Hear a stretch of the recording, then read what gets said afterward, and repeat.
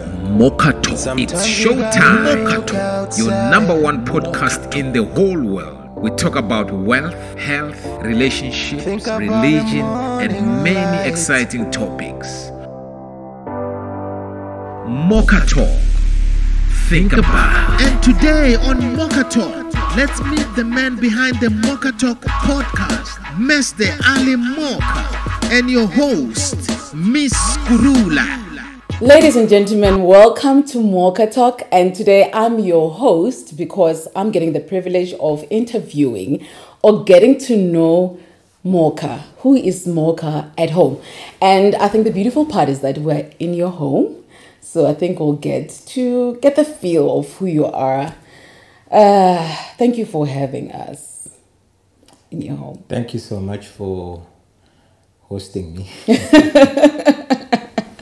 That's cool. Now you carry a lot of names. You are, one minute you are Ali Moka, the singer, the musician, and you are Ali Moka, the producer, the film producer. You are Ali Moka, the music producer, and recently you are Ali Moka, the National Best Teacher 2022-2023. How do you do that?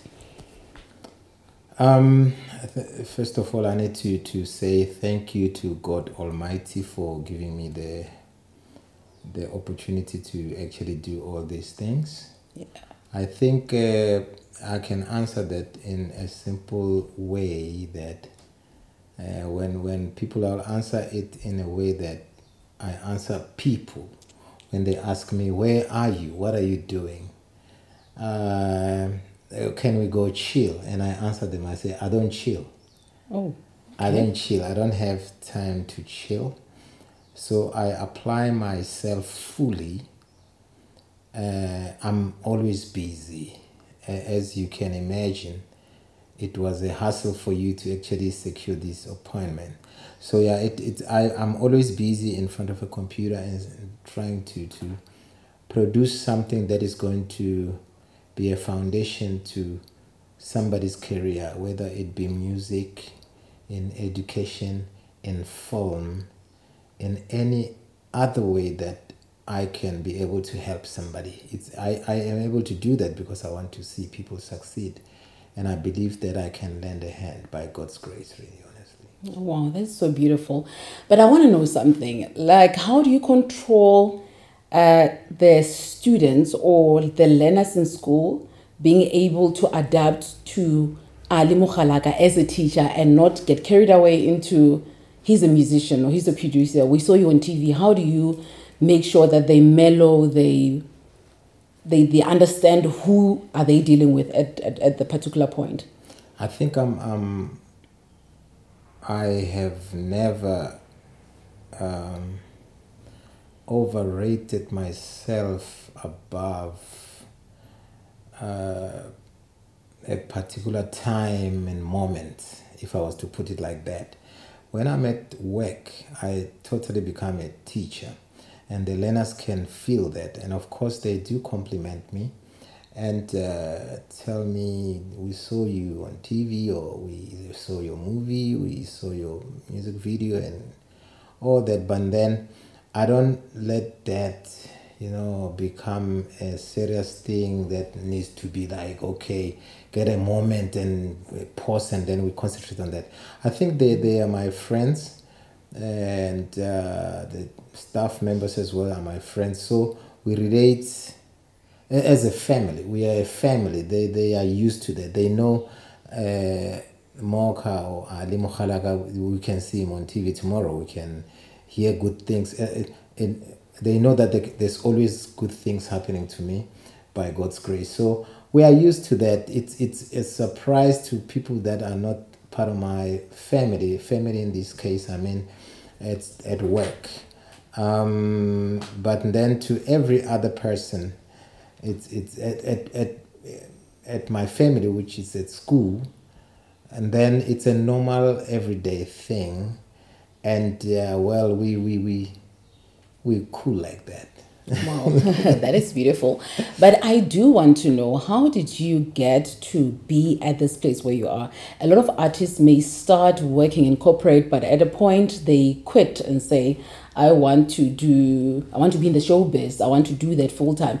We hardly have, or I can't even think of anybody right now who's able to incorporate both the showbiz and also doing corporate or professional work like some sort. I just want to get to understand, and I want the listeners to be able to understand that, is this something that you planned from the onset, that I'm going to hold my profession and I'm going to be firm and do my best as a teacher, and at the same time I'm going to move mountains and have sleepless nights like you told us, doing films and music and whatever? Was it always what you wanted or what you envisioned, or did it just come as a surprise? I would say I have a lot to offer, and it cannot be monopolized to music, for an example, or acting, because then I'm denying a learner that could become an engineer tomorrow because of my contribution. So I've made it a point that I apply myself, evenly, and that on its own, hence I do not have time to chill, is because those that are doing almost one thing, they most probably rest a lot. I do not rest a lot. I'm up 1 o'clock in the morning while doing some think about it, or Shitsonga online, or doing anything, and then I sleep 2 hours, and then I'm up 3 o'clock to talk to my God, because I pray at 3 o'clock in the morning. Then I'm up at 6 to prepare for work. I go to soccer to coach the soccer boys. So, and then I'm back. I must cook. I must do all those kind of things, and go back to work. What I'm saying is that I do not want to live a life where, when I'm 80 or 90 and I look back and say, I could have done this, I could have done that. What is important, and something that what I value about this is that I changed a lot of people's lives. I think that is very much fulfilling. It keeps me going, and I thank God for allowing me and enabling me to do that. Well, I think what I've picked out a lot from you so far is that you are in a mission of changing people's lives, so it's not necessarily all about you. But I do want to know, though, that has there ever been a moment, especially at the beginning, where you came and say, I'm a teacher, and while you were already on showbiz, you already had the Metro FM Awards, were you in some form of pressure at some point, either from the school or from the people, to prove that as much as you see me on TV, on weekends, you see me on gigs, I will still fulfill my duties? Was there pressure that made you to also push harder, or not? I just want to get that part. In my nature, I do not operate under pressure. Everything that I do is because I want to, and I love doing it. Wow. And I'm honest about everything that I do. Hence, say for now, I want to give you an example. Say for an example, I record a song and it doesn't do well. Those that are doing it because they want to achieve something, or there's pressure and all that, will most probably quit. I wouldn't do that, because music is my life. I wouldn't quit teaching because maybe things didn't go well. I didn't have a good week at work, or I wouldn't quit teaching because of that, because I know it's not about me. I know there will be those moments. It's not about me. It's about Elena. If I quit, what if somebody was going to be successful, and when I quit, then I'm denying that child an opportunity. One of my friend at work, staff member, asked me, you doing well. That's what she said. Mm-hmm. Why are you still teaching? I said,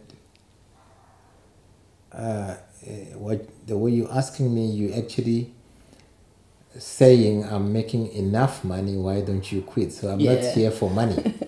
I'm here to help somebody. So even if I was to get a 80 million tomorrow in cash, I'll still wake up and go teach that child. Wow. Wow. I think we're learning a lot, especially when you're saying you are doing something that you love. So you don't respond to pressure, but it's more of responding to your passion and what you love. But I want to know about maybe the history of your passion for people. When did it start? Did it start when you were young? Did it start when you were in tertiary? When did you get to realize that you have a passion for people? I wouldn't put time to it, really, honestly. But then what I know is that I wanted to be a plastic surgeon. I needed to cut people's nose and fix them and fix their eyes and... No, most definitely. Oh. I just wanted to do something for people all my life. And I think it's just something godly, really, in me that I wouldn't... If I could, I wouldn't want to see anyone suffer, and God knows that I'm honest about that. I would want everyone to have food and have a roof and do well in life, and it's in me, that thing. I want to see people... I don't like to see people suffering. So I do what I can.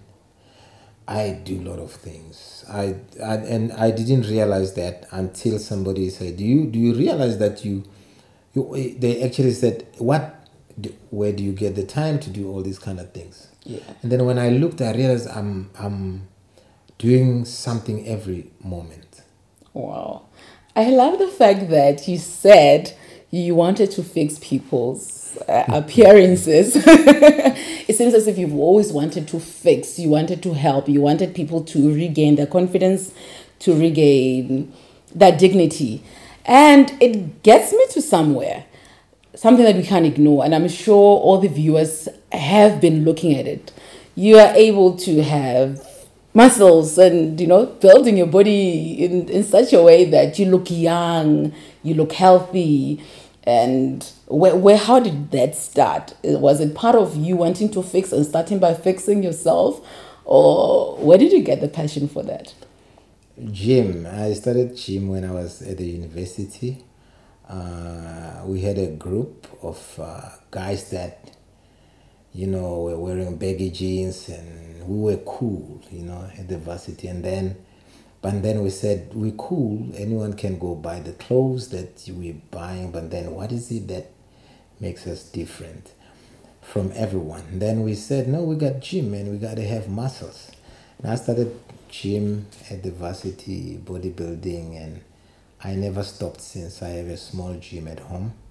And once in a while when I get time, I do hit the gym and pick few weights, and I try by all means to eat healthy, and to drink water and to take care of my body. And so I think a man has to look good. We so much demand from women that they must look good and clean and all that. I believe that as men as well, we need to hit the salon, we need to cut our nails and be clean and smell good and shave and all that and look good. Wow. So that's part of me not trying to be irresponsible. So I need to be responsible with my body and to influence. Remember, I impact and influence on a lot of young people out there. So they need to get that sense that a man has to be responsible by all means, including how they look. Wow. So cleanness, good health, hygiene is actually responsibility. If Yes. you're a responsible person, you must prove it by taking care of yourself. Okay, Yes. we've noted that, and I think we'll try to practice that.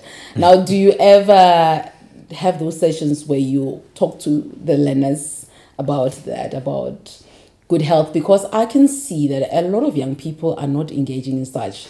I love jogging in the morning, and usually when I jog, I've hardly seen somebody younger than me doing such activities. It's always the older people. So I want to check that, do you ever spend time inspiring them or talking to them about health, which is very important in our society? I do more than talking. I talk to them in class and encourage them. We have soccer teams, 2 soccer teams at school. So that on its own is training. They train, and one of the things why I started soccer where I work, there wasn't soccer at all. It was rugby. Was that kids should play and be away from the streets, be away from the drugs, be away from being irresponsible. So I'll do my part. I'll say to parents out there in the societies that let's help one another. Everyone can help somebody. So I'm doing my part by helping kids train. Let's help them and tell them that in the mornings we can jog. Let's have gyms in townships, because some townships don't have gym. So let's have that. Even the mines, the municipality, everyone that can, let's invest in gyms in townships so that kids can go out there and gym and have healthy bodies. Wow. Yeah. I think that's very important. We hardly have people who are volunteering to become coaches and to watch over these young people. That's why we have a lot of drug abuse, and all that happening, because a lot of kids will tell you that they have nobody to talk to them. They have no adult who can gather them. So I think it's a very beautiful thing that you're doing, gathering the young ones and ensuring that they are taking care of themselves. I just want to know, are you planning on going beyond the borders of your school to say, I want to now affect like Palabora, I want to affect Limpopo, I want to affect South Africa? Do you have anything that you want to bring that can make somebody or another teacher in another school to do the same thing that you're doing?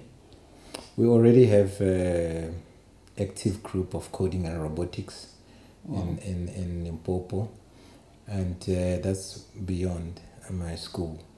There's something that is on the pipeline that I won't talk about it now. I'm trying to acquire land now, a huge land. If somebody has a huge land, please give it to me for free. It's for a good cause.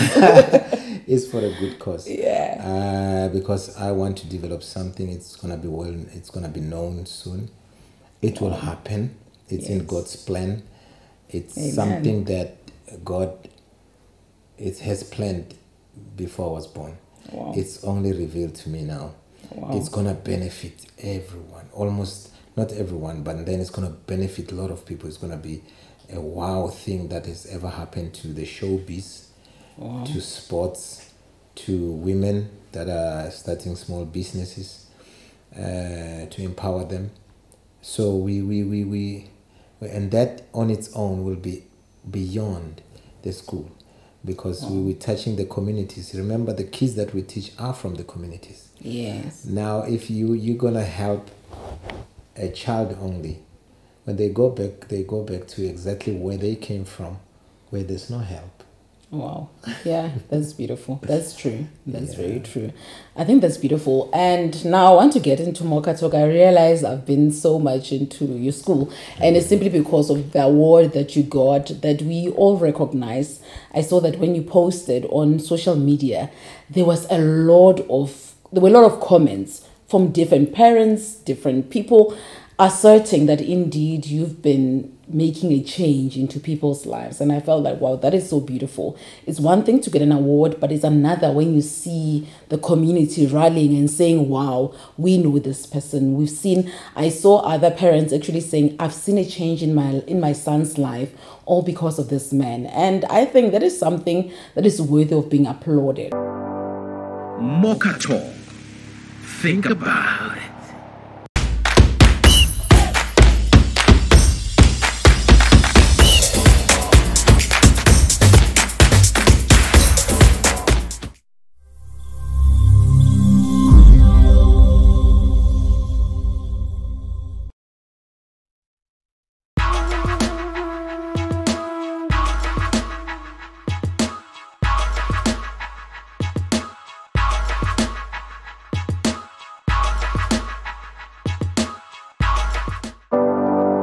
Mocha Talk. Think about it. But now I want to get into Mocha Talk. You started Mocha Talk. It's all over. You've advertised a lot about it. I just want to get to understand, what is Mocha Talk all about? Mocha Talk is a podcast, and we are saying because people are on phones now every minute. Yeah. Let's go where the people are. Let's talk to the people, because people are under stress nowadays, demoralized, and they need somebody who can talk to them. There's a lot of negativity right in social medias nowadays, where people criticize each other and bully each other on social media and all these kind of things. Now Mocha Talk will bring that energy, the positive energy, counseling, religion, health, everything that you want to know, relationships. We're trying to talk to young people in the whole of the world. I mean, the whole world, not even South Africa only, the whole world, and say, here's entertainment, here's platform, here are the topics that you always wanted to hear more about, and we are providing, a solution for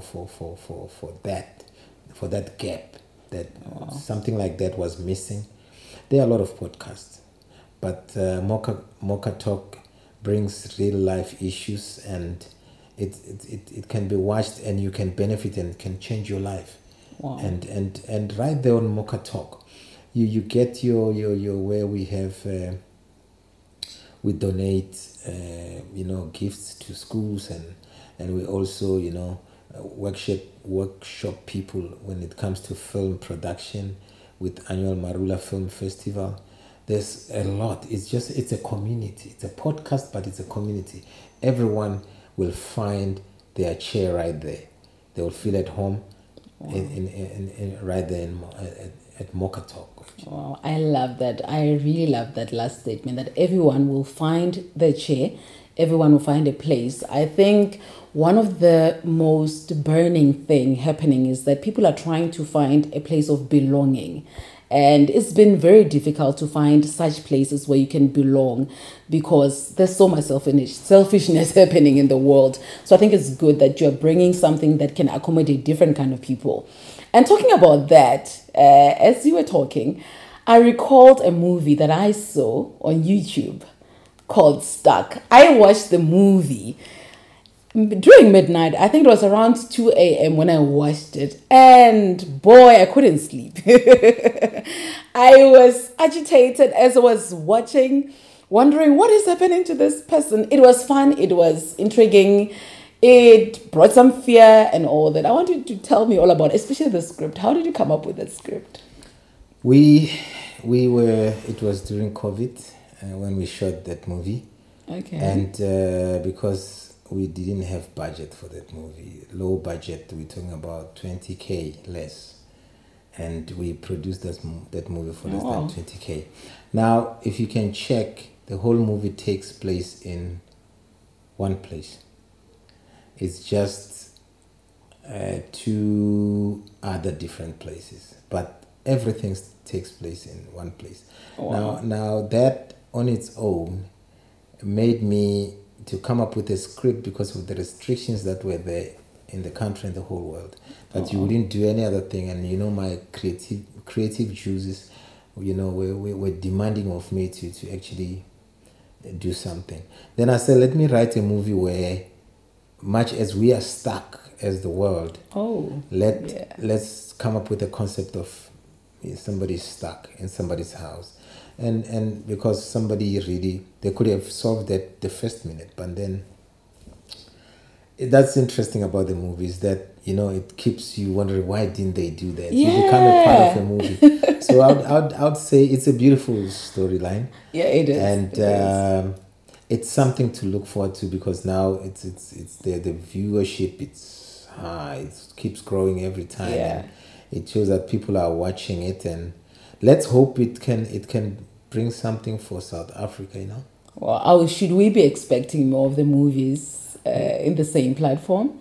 Yes, of course, because this we're giving young people chance. You'll realize I'm not even in the movie, though I'm an actor myself. But then I wanted to give young people a chance. Now they did something, and they are very excited about it. Something positive, and they can take that and say, I'm an actor. This is what I did. Please hire me. Give me more opportunities. They can talk to any other producer now. Wow. And that's what I wanted to achieve. Right now, I've been receiving a call about the guy called Malume, the old man there that's acting, that we need this guy.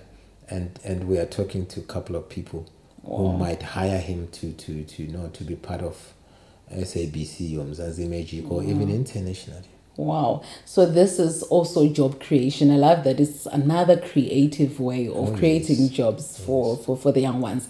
So if somebody at home wants to become a part of the movies, do you have auditions? Are you intending on having auditions where people can now say, we want to join in?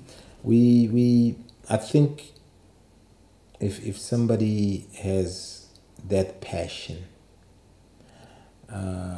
it's all right.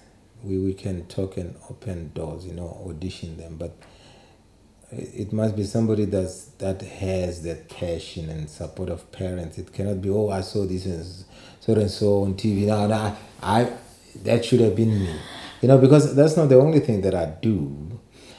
I have a project called, submit a CV for a graduate. Okay. I have more than 6 people that are employed today because of that project. So if I cannot help you in film, I can help you elsewhere. What I'm saying is that let there be passion, because and then you may give up if things don't happen, if the breakthrough doesn't come fast. If you don't have the passion, then you will quit. Oh, wow. So it's about we are saying we are available. It's expensive to produce a movie and to even do auditions, because you need to feed people and all that. We're saying we can do that. That much as I can do this much, let businesses, government lend a hand and say, we see what you're doing. This is how much we can help you with, so you can help more people. Wow. Yes. So you've created a platform where if other companies wishes to assist the young people, they can actually invest into what you are doing, because they already see that I'm doing something and doing it from my own pocket, so they can trust me with helping more people. Wow. Yes. I like what the Bible says. The Bible says that he that has, to him shall be given even more. Amen. So we are expecting you to get more, because you are already using the little that you have to make a difference. I'll say but then I want to ask one question, and I'm even shy. I don't see a ring on your finger. What does that mean? Are you a single man, or are you taken, or what is happening? Or to the listener out there who's watching and wondering that, this man is working very hard and I want to come and be of help. I think I'm a very busy man, and it will be unfair if I was to commit to somebody with my busy schedule. Oh my word. I wouldn't have much time for that person, and in honesty, it wouldn't be fair to the person. And I'm doing everyone a favor by not being in a relationship with them. Wow. I think he just used the words of Apostle Paul. He said that those who get married, they'll have trouble in the flesh. And he said that I'm trying to help you to have that. So he said that if you're not married, stay unmarried, so that you do not find yourself focusing on the cares of this world. I'm just busy. I'm too busy, really. Look, I think marriages want commitment, and you need to be fair. You need to be there for the next person. They need to be there. I can imagine if I was to get married and I'm up 2 o'clock in the morning. That woman has to be strong to understand me better, to know my schedule. I'll think about it someday. I'll think about it. I think it's my mom asked me about that. Are you married yet? I'm like, you know I'm not. So yeah, I think I will think about it someday. Okay, think about it. Think about Think it. I about think that's the motto of the of the show.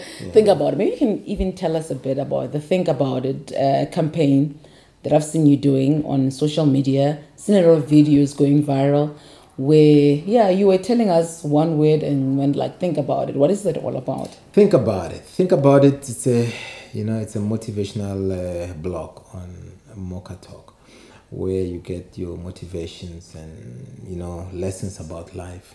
I thought it's necessary because in any case, Mocha Talk podcast, the slogan is think about it. So what do you think about? We'll give you our views, and I'll get guests to come, but then in the end you need to think about it and decide what is best for you.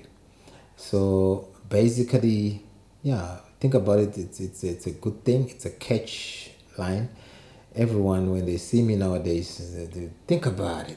They think about it. Wow. So yeah, I'm so blessed that God gave me that idea. I don't know how it came about, and then it was think about it, think about it, think about it, and everyone is thinking about it. Wow.